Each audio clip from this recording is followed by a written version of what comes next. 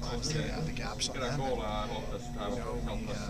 we let go for just for 1 second, and that's what happened in the back.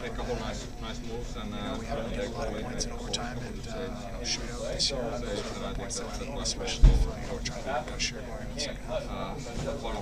Well, once again, you're making the most of the ice time you're getting, putting the goal in. Walk us through the play. Yeah, it was a good face-off by Timmy Brent there, and we got it back to the point. Jay Harrison is shooting low and hard pretty much all year, and those are those are the shots we need more often. And just got to stick on it and